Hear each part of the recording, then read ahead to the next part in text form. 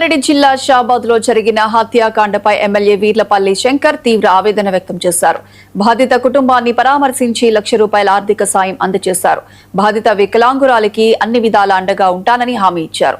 Police శాఖ తన పని తాను సక్రమంగా చేసి ఉంటే ఈ సంఘటన జరిగేది కాదని అన్నారు. వేధింపుల కేసులో పోలీసుల నిర్లక్ష్యంపై సమగ్ర విచారణ జరపాలని కోరారు.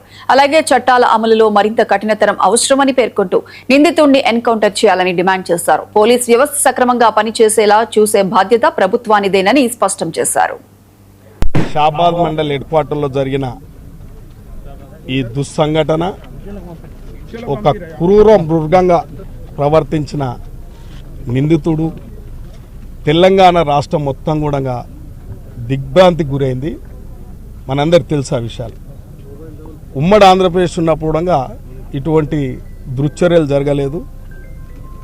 నిందితుడు వాడు ఎన్నోసార్లు ఎన్నో తప్పులు చేసినప్పటికీ ఆ కుటుంబంలో గతంలో కూడా తండ్రిని ఎవరికి అనుమానం పడకుండా చంపి దాన్ని నిర్దోషిగా ప్రకటించుకున్నాడు. పోలీసు వాళ్ళు కూడా ఏం చర్యలు తీసుకోలేదు. వానికి అది వెసులుబాటు అయిన తర్వాత పాపం అక్షయ్ను మైనర్ అమ్మాయిని కూడా వేధించడం జరిగింది.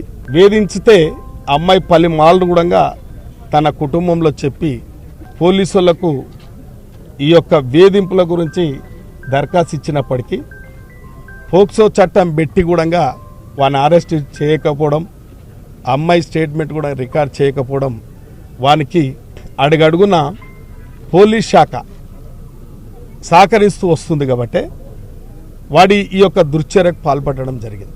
లేకపోతే అతని మీద చర్య తీసుకుంటే ఇన్ని మర్డర్లు కూడా జరిగాయి. అంటే పూర్తిగా పోలీస్ బాధ్యత వహించవలసిన బాధ్యత ఉంది కాబట్టి ఇంత పెద్ద సంఘటన జరిగినాక కూడా ప్రభుత్వాలు కఠినంగా శిక్షించాలి. లేకపోతే ఈ ప్రజాస్వామ్య వ్యవస్థ మీద, ఈ పోలీసు వ్యవస్థ మీద కూడా నమ్మకం